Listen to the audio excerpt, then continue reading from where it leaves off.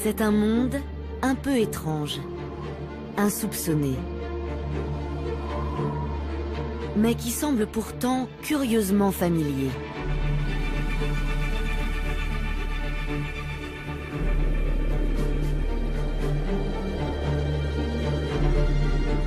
Sa surface rappelle les paysages de la Terre.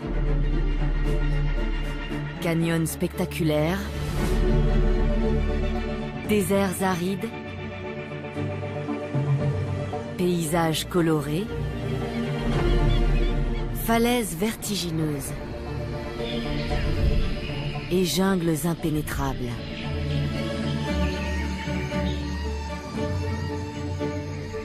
D'inquiétantes et innombrables créatures peuplent cet univers.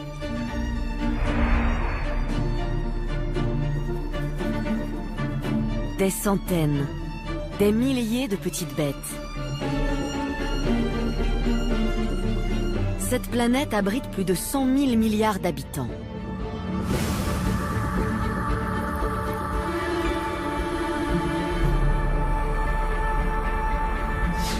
On pourrait penser qu'elle se trouve à des années-lumière de la Terre, perdue au fin fond de l'univers.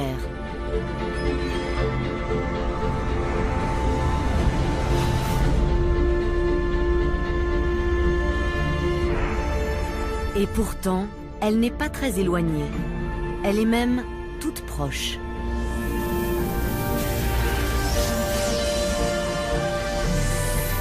Et cette planète, c'est vous.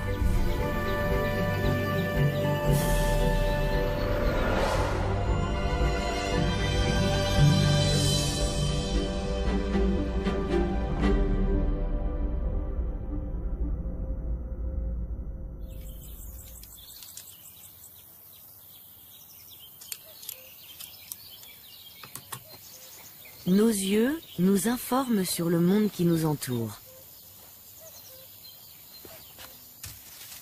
Ils nous permettent de voir de quoi il est constitué.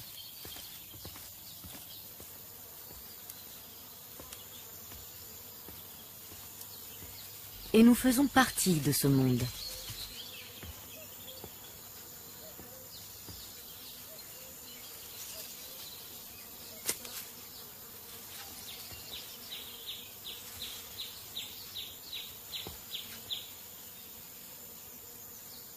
Nous nous voyons comme des personnes, des individus.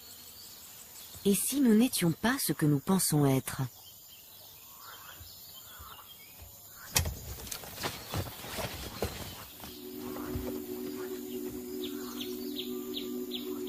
Si nous étions autre chose, quelque chose de très différent. Car 90% des cellules de notre corps ne sont pas d'origine humaine.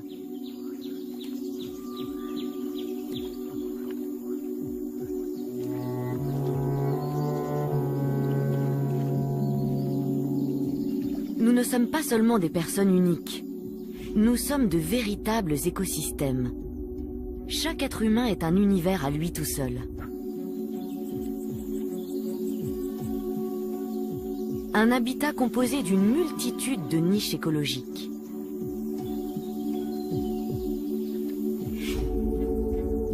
La surface de cette planète Homme est peuplée d'une prodigieuse variété de formes de vie. 2 petits mètres carrés de peau seulement recouvrent notre corps. Mais il y a plus de microbes sur cette toute petite surface que d'êtres humains sur la Terre.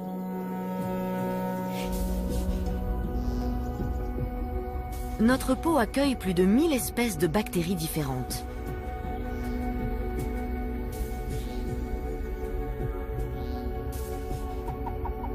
Cette population bactérienne est propre à chacun d'entre nous.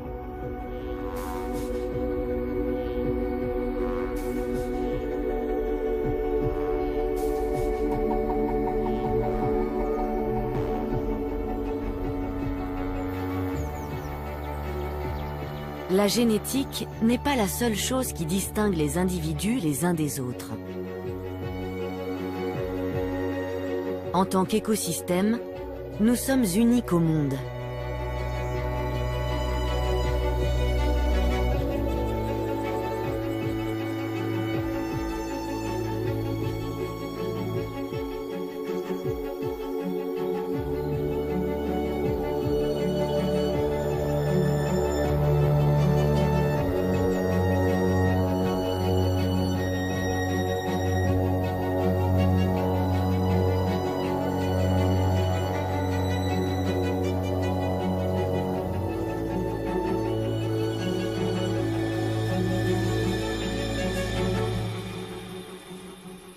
La nuit, beaucoup d'animaux s'éveillent.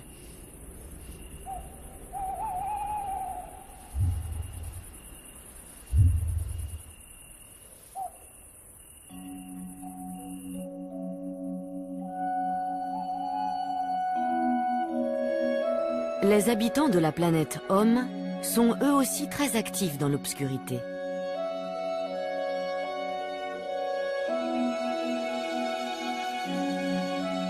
On en sait encore très peu sur ce monde invisible. Les chercheurs ne cessent de découvrir de nouvelles espèces.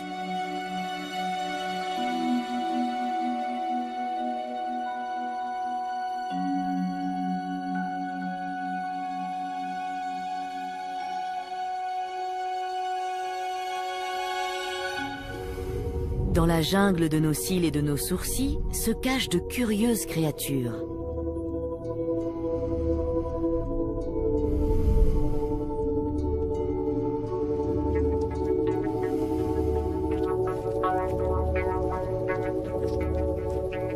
Les acariens d'Eumodex vivent sur les follicules pileux.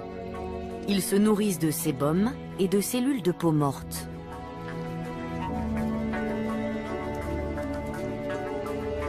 Ils attendent la nuit pour se déplacer d'un poil à l'autre.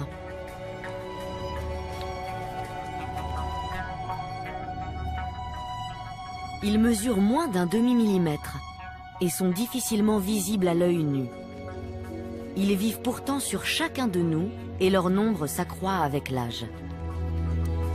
Généralement, ils sont totalement inoffensifs.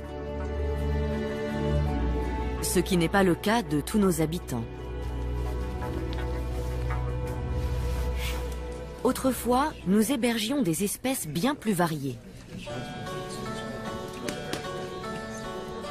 Les boutiques vendaient du tissu couleur puce, une teinte supposée cacher ces indésirables parasites. On portait aussi des peaux de zibeline, destinées à les maintenir à distance de la peau.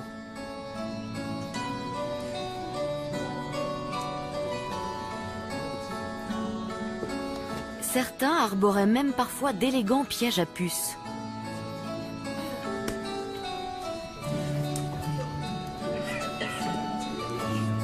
À l'époque baroque, la puce est devenue un personnage littéraire, avec des connotations souvent érotiques.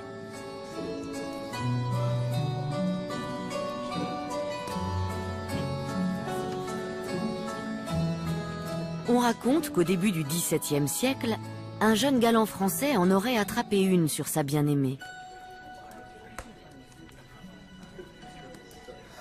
Il l'aurait enfermée dans un reliquaire qu'il portait autour de son cou.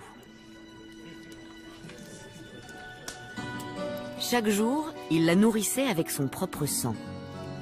Les liens entre les deux amants en étaient ainsi renforcés.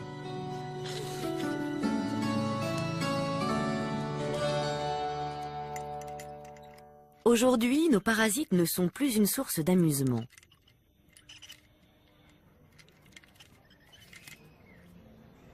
Sauf dans le dernier cirque de puces d'Europe.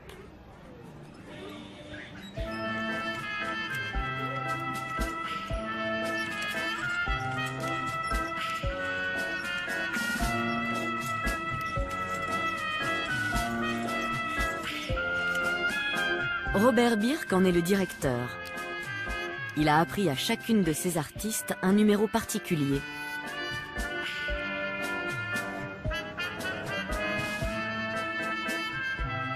Celle-ci maîtrise parfaitement l'art du jonglage. Et cette autre est une buteuse hors pair.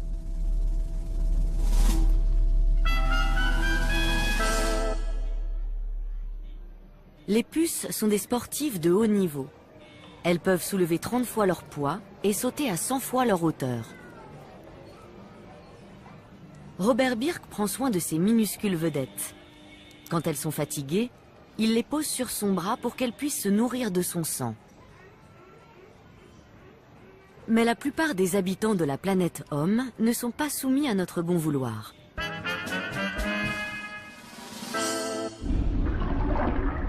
Et ce, pour une raison simple. Généralement, nous ignorons leur présence. du moins tant que l'équilibre entre les organismes utiles et nuisibles est maintenu. Cet équilibre est ce qui détermine notre état de santé. Il est extrêmement délicat. Le moindre changement peut avoir un effet dramatique. Une bactérie d'un millième de milliardième de gramme est capable de tuer un homme de 100 kilos. Mais pour cela, elle doit d'abord nous envahir et se multiplier. Et ce n'est pas facile. Partout sur la planète Homme, les activités microbiennes nocives sont combattues.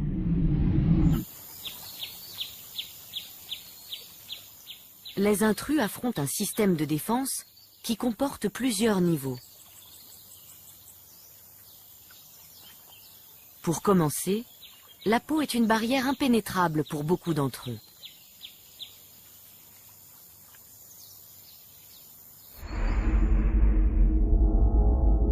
Cela tient surtout à la structure des cellules de l'épiderme. Elles forment une couche cornée qui protège des invasions.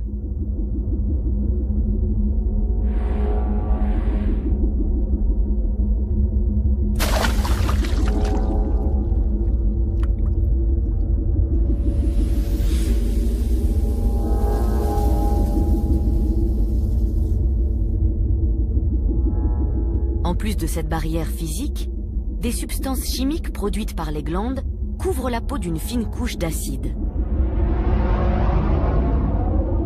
Celle-ci empêche la plupart des indésirables de s'installer.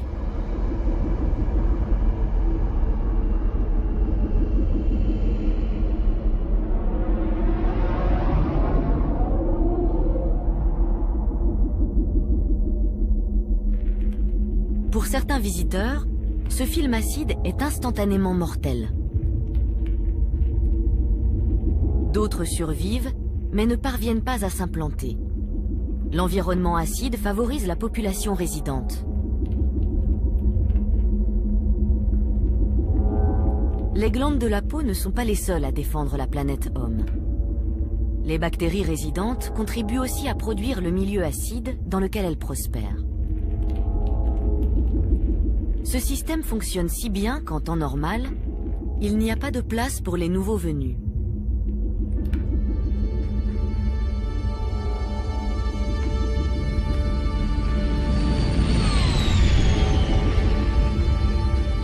Le corps a une autre façon de s'assurer que les bactéries résidentes gardent le contrôle. Des particules de peau se détachent continuellement, emportant avec elles leurs millions d'occupants microbiens.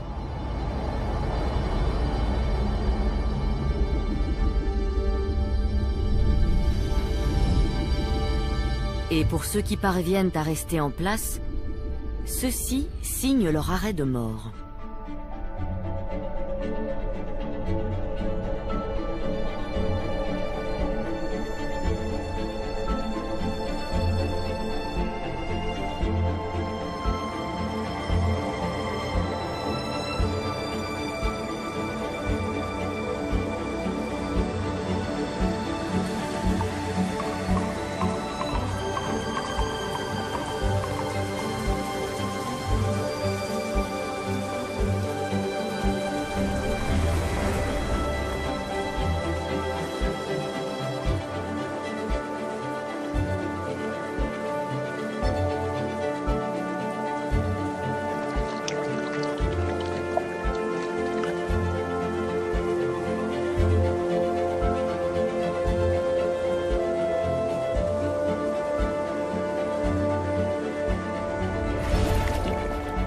Le savon et le shampoing enrobent les particules de saleté et les bactéries. Elles sont alors détachées de la peau et emportées.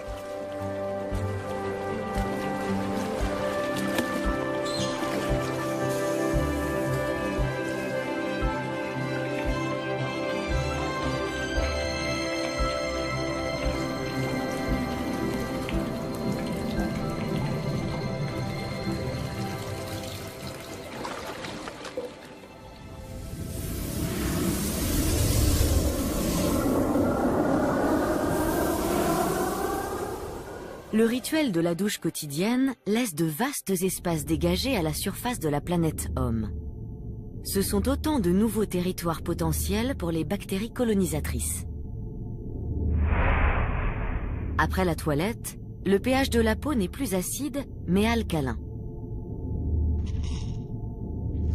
Pour les non-résidents, c'est le moment idéal pour essayer de gagner du terrain.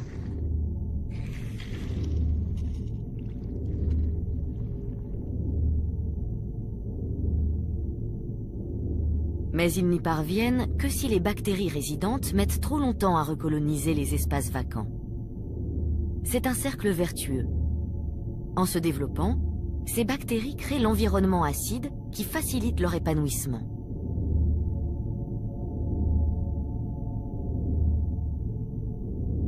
Si la peau est repeuplée suffisamment vite, les organismes étrangers ont du mal à la coloniser.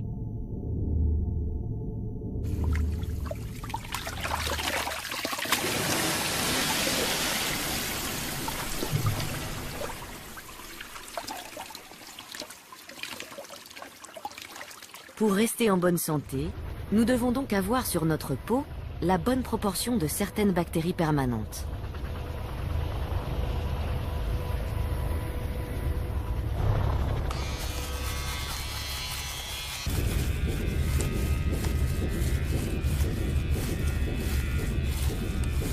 La composition de cette flore bactérienne varie d'une personne à l'autre.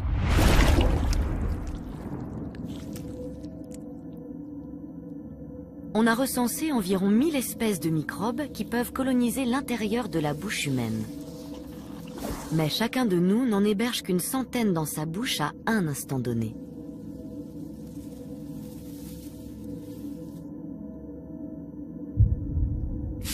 Notre ménagerie personnelle dépend beaucoup de nos habitudes et de notre mode de vie.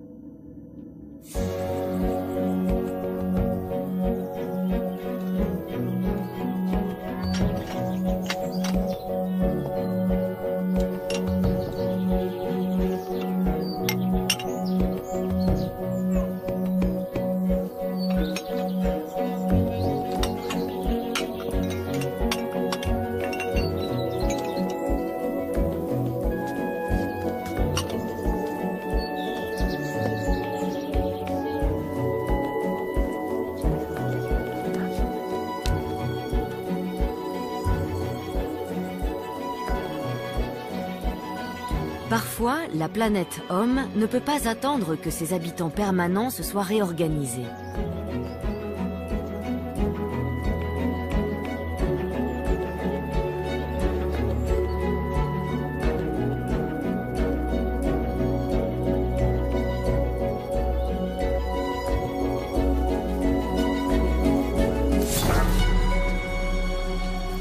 Quand les défenses de surface sont percées, un plan d'urgence se déclenche immédiatement.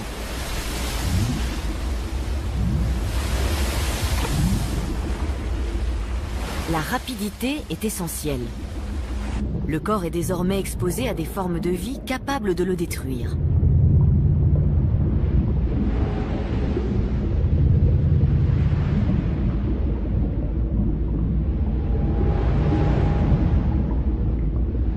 Les cellules du tissu endommagé libèrent des hormones. Celles-ci accroissent le flux sanguin et font augmenter la température locale. Cette chaleur stimule l'activité des globules blancs.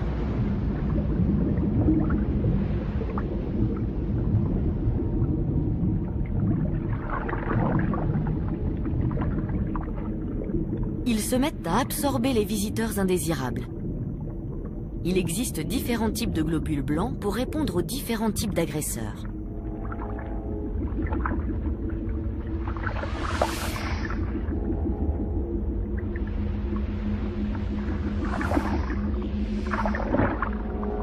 Malgré leur allure pataude, les globules blancs sont très mobiles. Et pour renforcer leur efficacité, ils possèdent des sortes de bras pour capturer les intrus.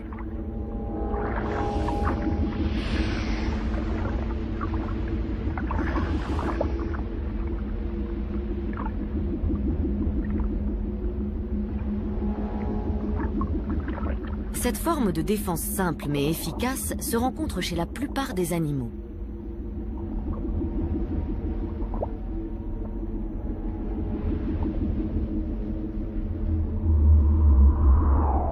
Les globules blancs communiquent lorsqu'ils travaillent. Ils émettent en permanence des messages chimiques spécifiques pour appeler des renforts.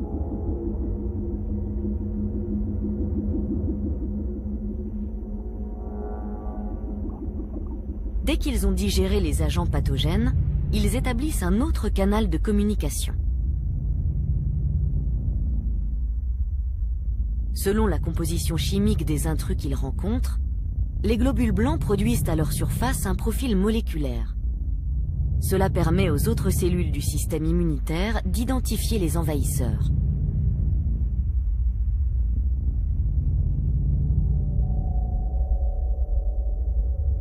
Cette information déclenche l'intervention de forces défensives plus spécialisées. Elles peuvent s'attaquer aux assaillants en ciblant leurs points faibles.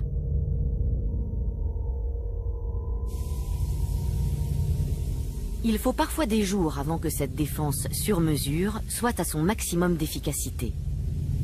Mais si le système immunitaire a déjà rencontré un envahisseur par le passé, il réagit beaucoup plus vite.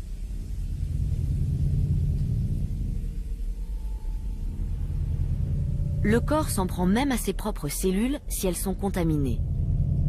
Leur destruction empêche l'infection de se propager.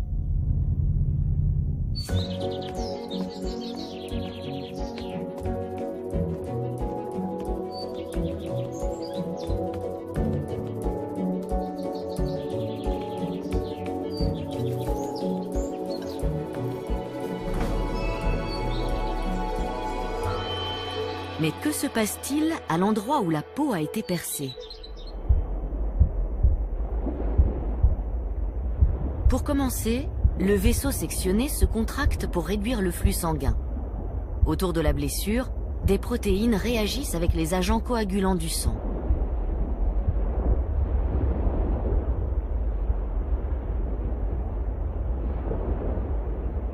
Cela fait s'agréger les plaquettes sanguines.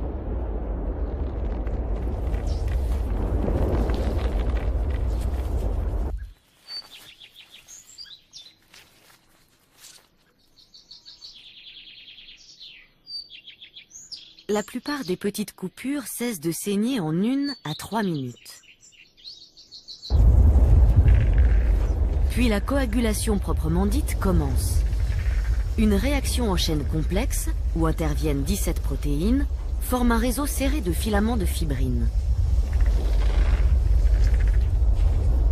Au bout de 6 à 10 minutes, la blessure est obstruée par un caillot sanguin.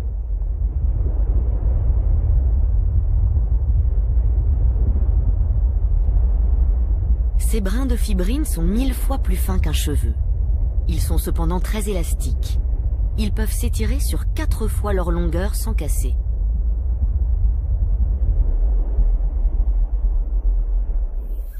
À l'extérieur, une croûte vient protéger la blessure.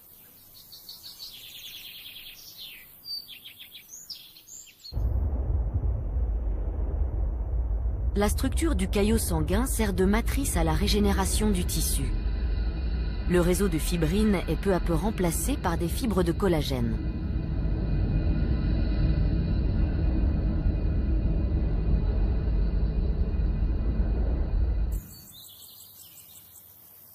Il faut 2 jours aux couches supérieures de la peau pour se reconstruire. Au cours des mois suivants, le tissu continue à se modifier, jusqu'à ce qu'il soit complètement réparé et que les tissus conjonctifs et les nerfs soient restaurés.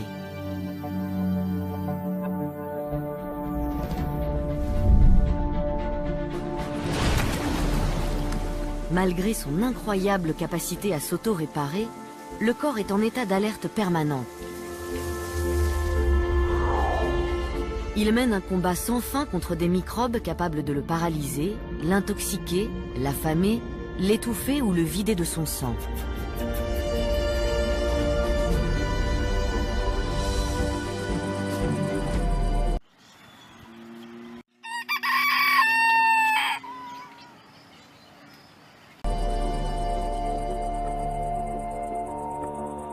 Une guerre souvent insoupçonnée fait rage à l'intérieur de chacun de nous.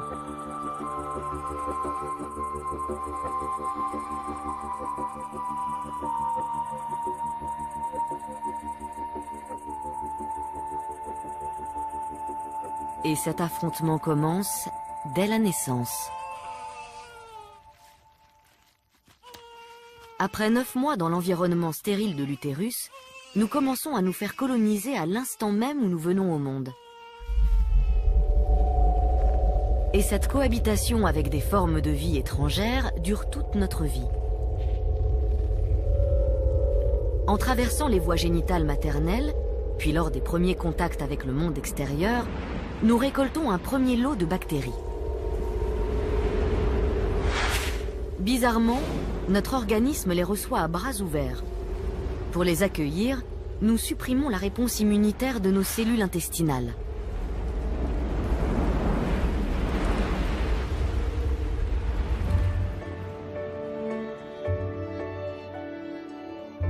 Quand nous naissons par voie naturelle, notre flore bactérienne nous est transmise essentiellement par notre mère.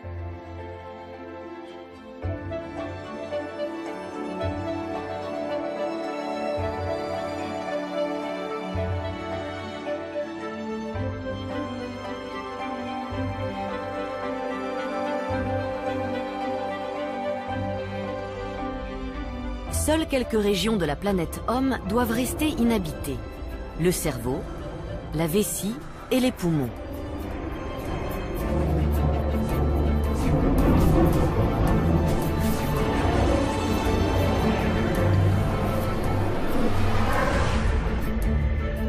Toutes les autres niches sont occupées par des microbes.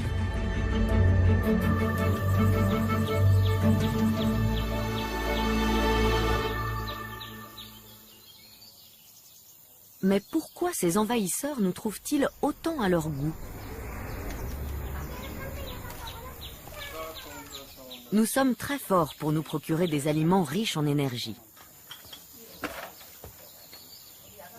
En nous nourrissant, nous nourrissons aussi près de 2 kilos de micro-organismes étrangers.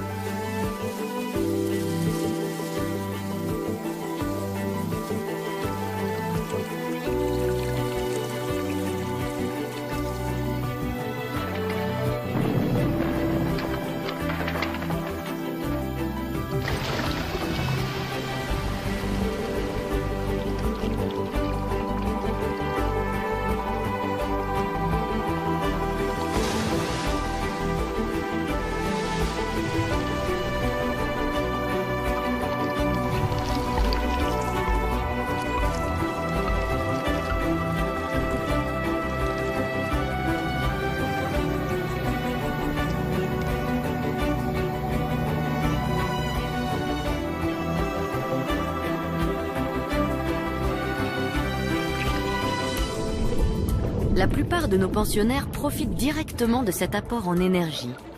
Ils prélèvent leur part à chaque étape de la digestion.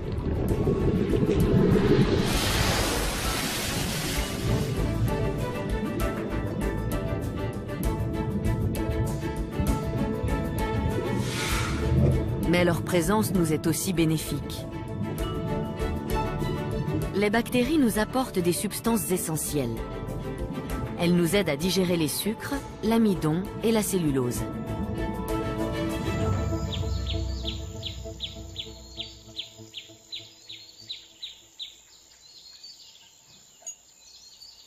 Les nombreuses opportunités que nous offrons attirent constamment de nouvelles formes de vie bactérienne.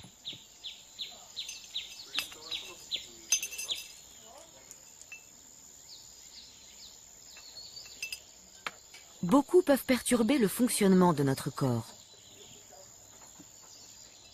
Et certaines sont même capables de le détruire. Les salmonelles, par exemple, peuvent provoquer une intoxication mortelle. On les trouve le plus souvent dans les reptiles et les oiseaux.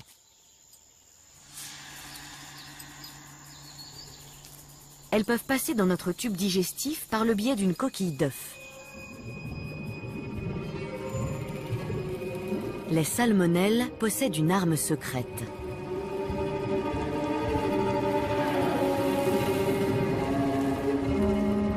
Des structures creuses en forme d'aiguille leur servent à percer la paroi de nos cellules. Elles y injectent des substances messagères qui reprogramment nos défenses immunitaires. Elles peuvent ainsi nous coloniser plus facilement.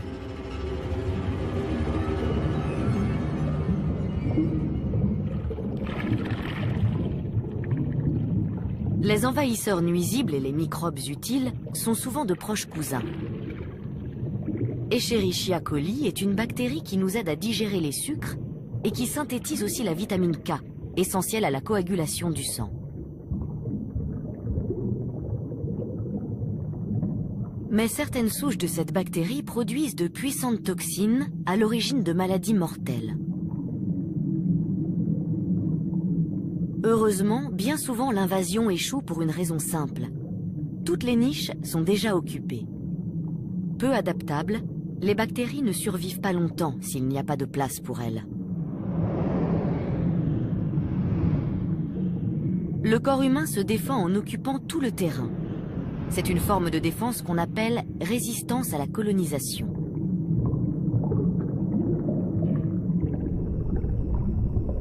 Certains intrus sont directement attaqués par la population résidente. Les bactéries Helicobacter pylori vivent dans notre estomac. Elles ont mauvaise réputation car elles sont impliquées dans les cancers gastriques. Mais elles peuvent aussi nous être utiles. Quand des intrus tentent de s'installer, certaines commettent des attentats suicides. Elles s'autodigèrent et libèrent des toxines qui détruisent les indésirables.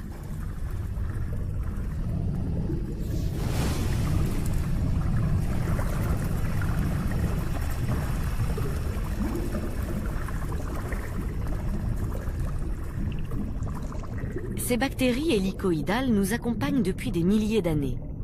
Elles jouent sans doute un rôle important dans notre santé, mais nous ignorons exactement lequel.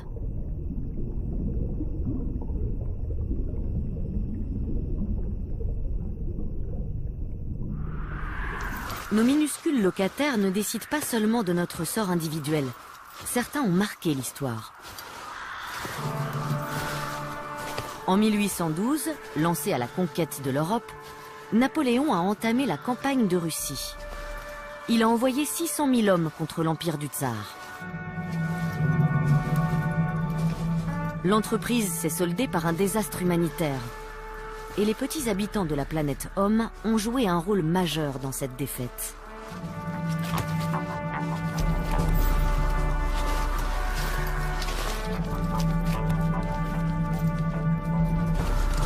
Dans leur pactage, les troupes transportaient un ennemi mortel, le pou de corps.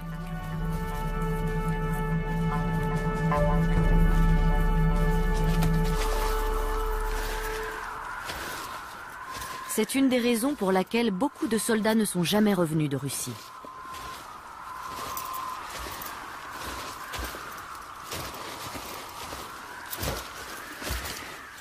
Ces poux sont porteurs de la bactérie Rickettsia, responsable du typhus.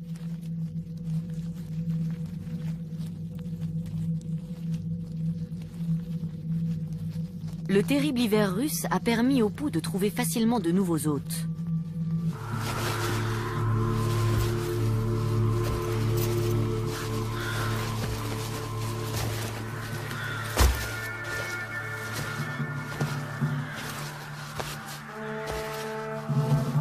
Les hommes se protégeaient du froid avec tout ce qu'ils trouvaient.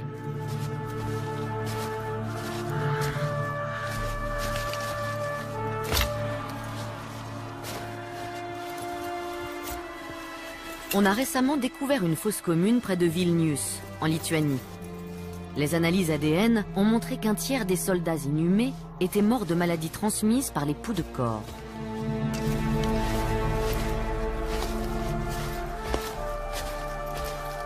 Sur les 600 000 hommes de la Grande Armée, moins d'un tiers sont rentrés chez eux.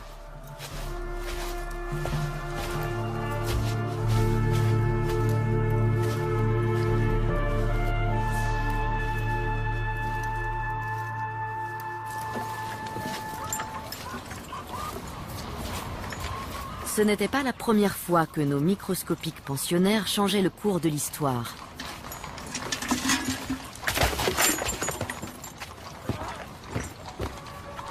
L'un d'eux a même bouleversé l'ordre social au Moyen Âge.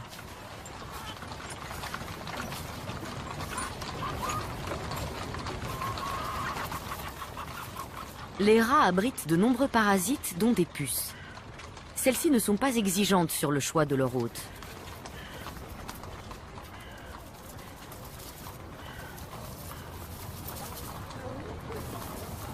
Quand elles le peuvent, elles passent de l'animal à l'homme.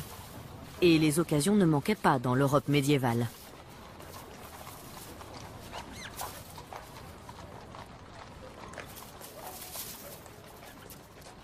En piquant, les puces transmettaient une bactérie mortelle, Yersinia pestis. Pour ne pas être attaquées par le système immunitaire, ces bactéries pénètrent dans nos cellules et s'y multiplient. Elles finissent par envahir les organes et le sang. Elles ont notamment pour effet d'inhiber la coagulation sanguine. La maladie peut prendre une forme pulmonaire ou cutanée.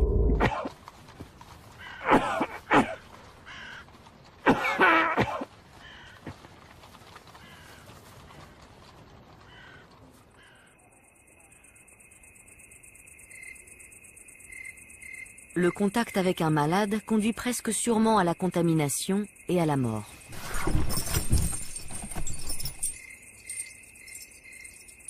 Au milieu du XIVe siècle, la peste noire a tué au moins un tiers de la population européenne. Plus de 20 millions de personnes.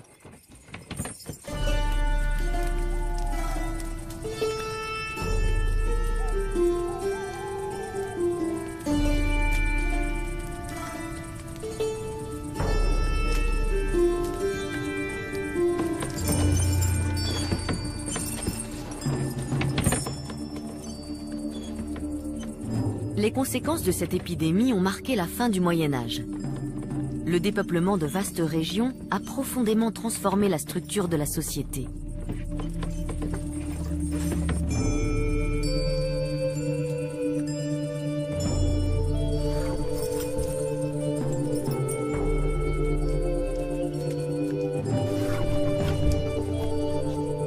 Les terres ont été redistribuées et le prix de la main-d'œuvre a augmenté.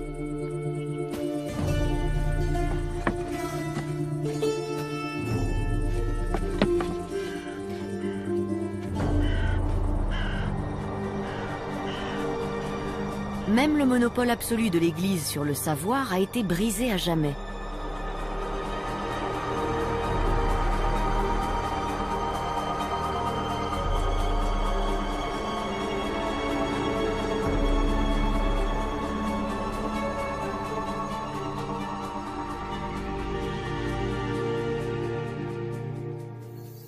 Les rats sont longtemps restés associés à la mort et à la putréfaction.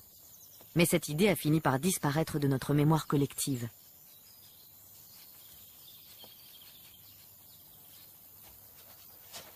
Aujourd'hui, nos envahisseurs les plus redoutables empruntent une autre voie.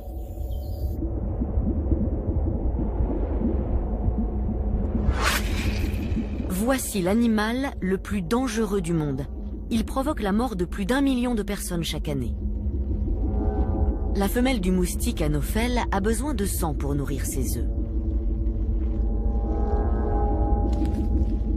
Si sa victime précédente avait le paludisme, les parasites de cette maladie se trouvent désormais en elle.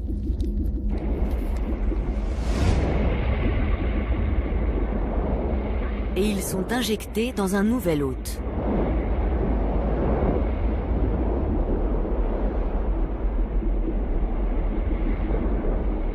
Ils se déplacent dans le sang jusqu'à trouver le bon endroit pour se multiplier. Ils s'y cachent ensuite pendant des mois, parfois des années.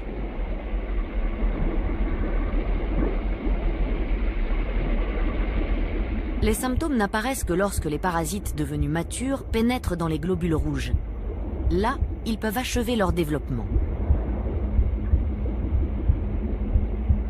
À l'étape suivante de leur cycle de vie, ils font éclater les globules rouges infectés. Les toxines libérées provoquent les poussées de fièvre typiques de la maladie.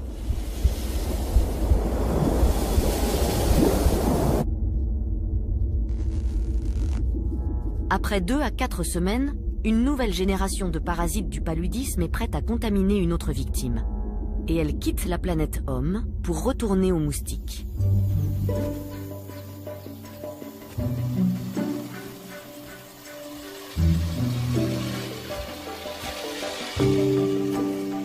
Pourtant, la plupart de nos visiteurs viennent en paix.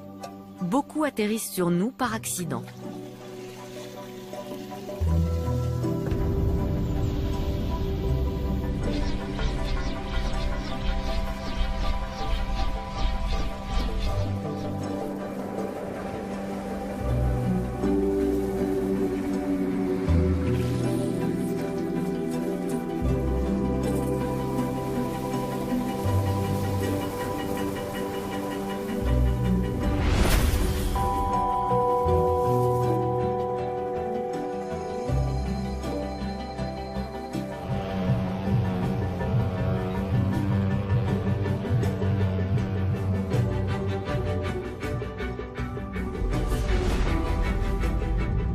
Vus de près, les pollens des plantes présentent des formes extraordinaires.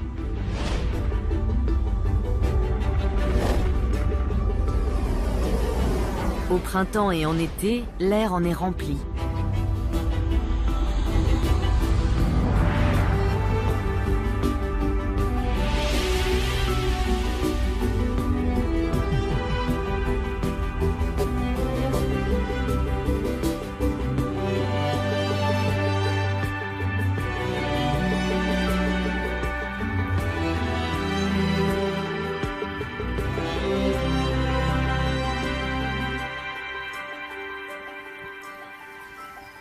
Les particules de pollen sont microscopiques, de 10 à 100 micromètres. Elles peuvent s'infiltrer partout. Les plantes les produisent en abondance afin de s'assurer que quelques-unes au moins atterriront à l'endroit souhaité.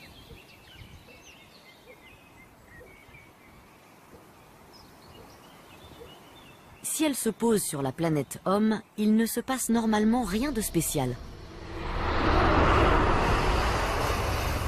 Le corps ne réagit en effet qu'à une menace potentielle. Les grains de pollen sont traités comme des poussières inoffensives. Le mucus qui tapisse nos narines les évacue.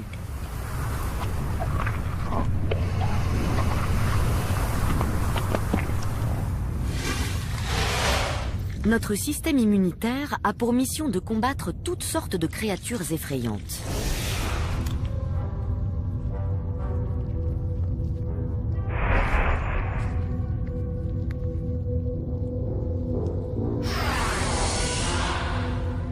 Sans ce mécanisme de défense, l'espèce humaine n'aurait jamais survécu.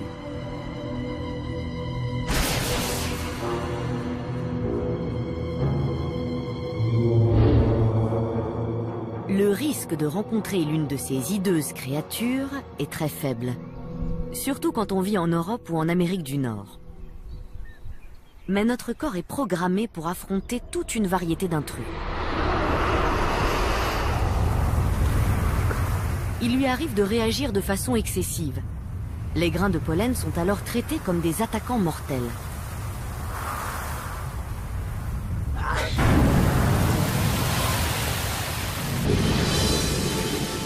Quantité d'organismes étrangers exploitent nos fonctions vitales.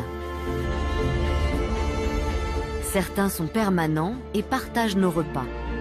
Pour d'autres, l'univers humain n'est qu'une étape dans leur voyage. Quelques-uns nous rendent plus performants, d'autres peuvent nous tuer. La planète Homme est un système d'interaction complexe et infiniment changeante. Dans ce système, chacun peut être le parasite d'un autre. Nous abritons des nématodes, qui abritent des bactéries, qui abritent à leur tour des bactériophages. L'examen de cet écosystème microscopique fait apparaître un monde étrange et totalement nouveau. Ce bactériophage mesure 200 millionièmes de millimètre. On dirait un module lunaire plus qu'un être vivant.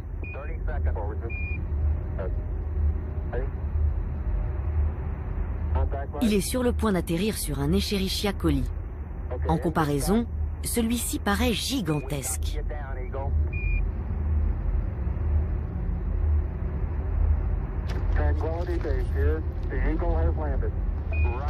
Le bactériophage injecte son ADN dans la bactérie et réussit le tour de force de la transformer en fabrique de bactériophages, afin de la détruire.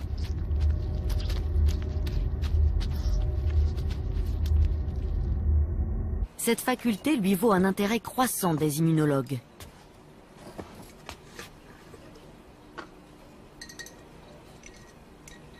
À l'heure où les bactéries sont de plus en plus résistantes aux antibiotiques, les bactériophages pourraient constituer une nouvelle arme contre les infections.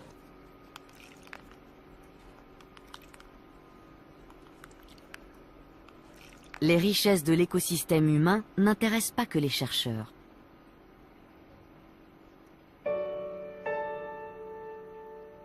Elles stimulent aussi la créativité des artistes.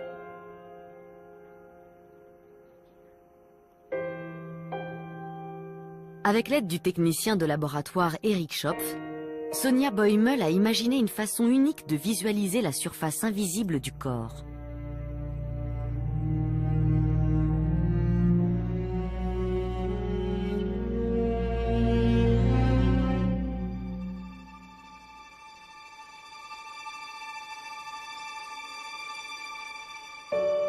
Elle se sert d'une boîte de pétri géante comme d'une toile, et les bactéries présentes sur sa peau font office de peinture.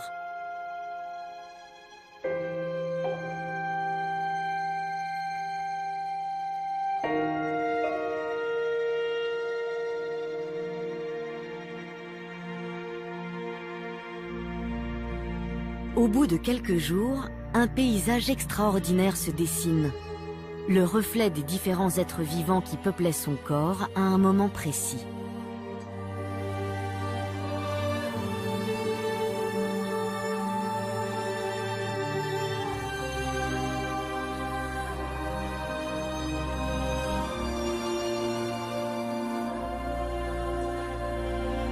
Si étrange que cela paraisse, c'est le symbole d'une nouvelle vision de nous-mêmes.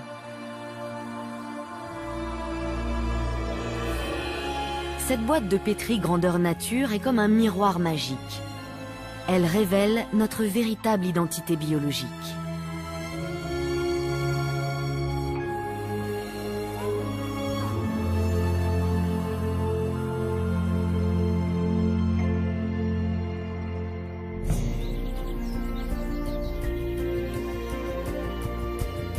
Nous commençons à peine à comprendre le fonctionnement de cette remarquable symbiose.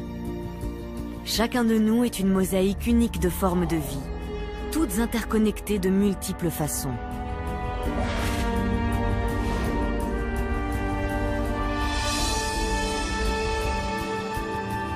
Nous ne pouvons survivre qu'en partenariat avec ces organismes étrangers. Sans eux, même la plus élémentaire forme d'existence humaine serait impossible.